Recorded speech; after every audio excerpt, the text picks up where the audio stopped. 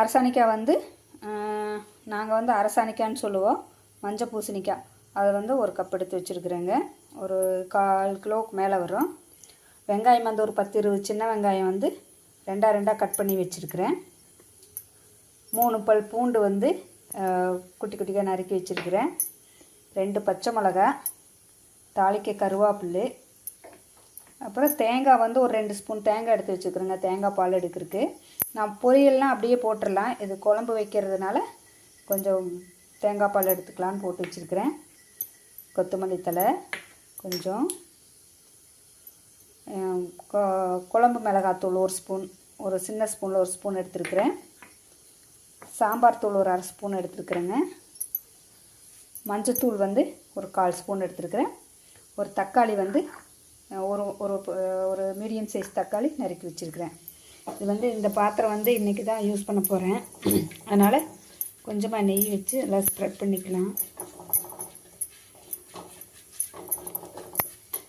நம்ம புது மண் பாத்திரம் வந்து நம்ம என்ன ஆயிலோ அல்லது தேங்காய் எண்ணெயோ இல்லை எது வந்து நம்ம ஃபஸ்ட்டு அது நம்ம தேய்ச்சி வைக்கிறோமோ, நம்ம சமையல் பண்ணும்போது எப்போ சமையல் பண்ணினாலும் அதே ஃப்ளேவர் தான் வரும்னு சொன்னாங்க. சரி நான்ட்டு நெய் ஊற்றிருக்கிறேன். கொஞ்சமாக நெய் அப்ளை பண்ணிக்கலான்ட்டு ஊற்றிருக்கேன். அந்த மண் பாத்திரம் வாங்குகிற இடத்துல அந்த அம்மா சொல்லிவிட்டாங்க, நீங்கள் ஃபஸ்ட்டு என்னென்ன வச்சு அந்த சட்டியை பழக்கிறீங்களோ அந்த நீங்கள் சமையல் செய்ய அந்த ஸ்மெல் தான் வரும் அப்படின்னு சொன்னாங்க. அதனால் நான் நெய் விட்டுருக்குறேன். சரி, இப்போ வந்து தேங்காய் எண்ணெய் விட்டுக்கலாங்க.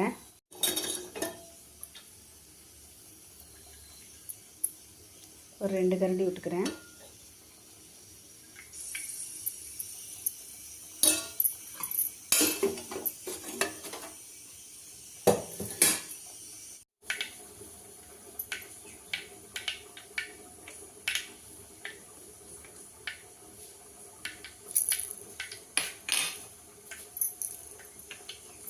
கடுகு வெடிச்சிருச்சுங்க.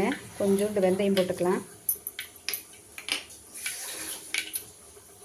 கொஞ்சோண்டு சீரகம், சும்மா ஒரு பிஞ்ச் போட்டால் போதும்.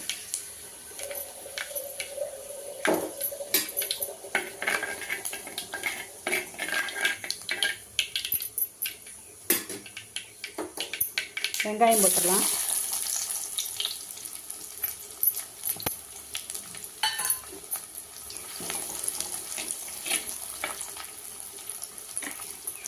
பச்சை மிளகாய் 2 போட்டுடலாங்க. கருவேப்பிலும் போட்டுடலாம். பூண்டும் போட்டுடலாம்.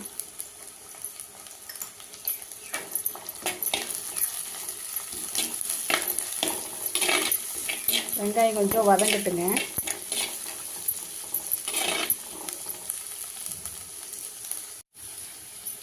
தக்காளி போட்டுடலாங்க. வெங்காயம் அரை இது வெந்தாச்சு. தக்காளி போட்டுடலாம்.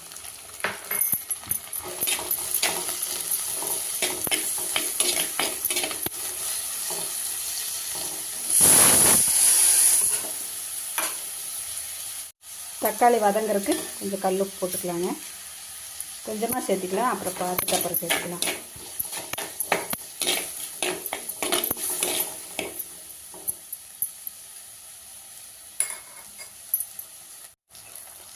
தக்காளி கொஞ்சம் நல்லா வதங்கிருச்சுங்க.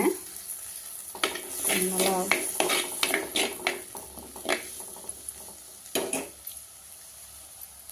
சின்ன ஸ்பூனில் 1 ஸ்பூன் குழம்பு மிளகாத்தூள், 1/4 ஸ்பூன் மஞ்சத்தூள், ஒரு 1/2 ஸ்பூன் சாம்பார் தூள்.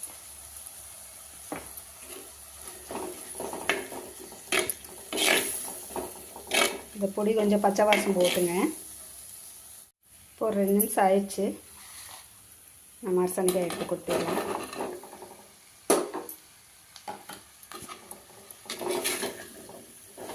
இந்த மசாலாவில் கொஞ்சம் நல்லா பெரட்டி விடலாங்க.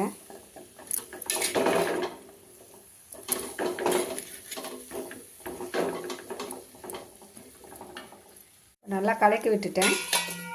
ஒரு 2 நிமிஷம் அப்படியே இருக்கட்டுங்க. அந்த எண்ணெயிலேயே வேகட்டும் ஒரு 2 நிமிஷம். நான் அதுக்குள்ளே அந்த தேங்காய் பாலெல்லாம் எடுத்துகிட்டு வந்துடுறேன்.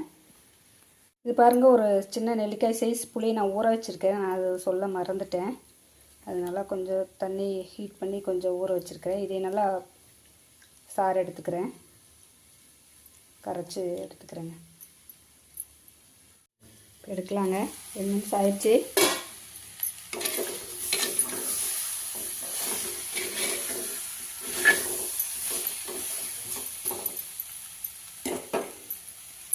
இப்போ இந்த கரைச்சி வச்சுட்டு ஒரு 1/2 டம்ளர் புளி தண்ணி கரைச்சி வச்சுருக்கிறேன், அதை ஊற்றிடலாங்க. கொஞ்சம் வேகட்டும்.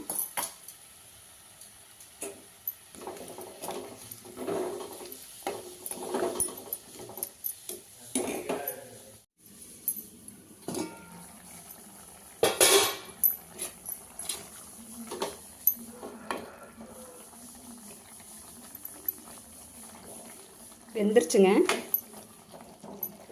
இன்னும் கொஞ்சம் இருக்கட்டும். காய் நல்லா வெந்துருச்சு, ஆனால் இன்னும் கொஞ்சம் இருக்கட்டும், ஒரு 2 நிமிஷம் இருக்கட்டும்.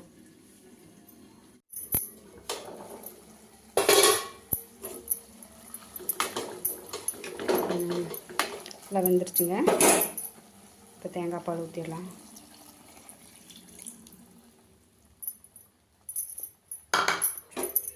தேங்காய் பால் ஊற்றி ரொம்ப கொதிக்கக்கூடாதுங்க, சும்மா கொஞ்சம் கலக்கி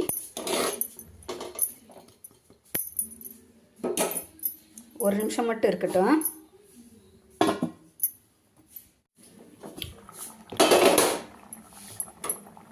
கொதிச்சு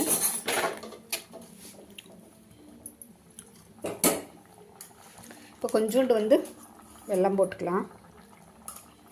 உங்களுக்கு வேணால் போட்டுக்கோங்க, வேண்டாட்டி ஸ்கிப் பண்ணிடுங்க.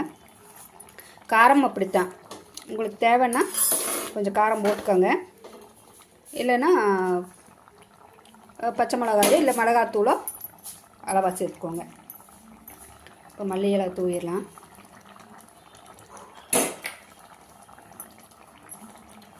அவ்வளோதாங்க. இப்போ அரசாணிக்காய் குழம்பு ரெடி ஆகிடுச்சு. நீங்களும் செஞ்சு பார்த்துட்டு எப்படி இருக்குன்னு சொல்லுங்கள். அடுப்பு ஆஃப் பண்ணிடுறேன்.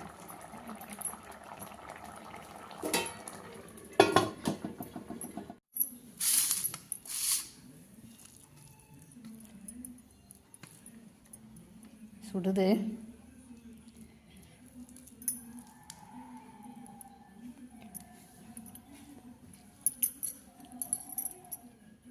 சூப்பராக இருக்குங்க. அந்த புளிப்பு, அந்த வெல்லம், காரம் சூப்பராக இருக்குது.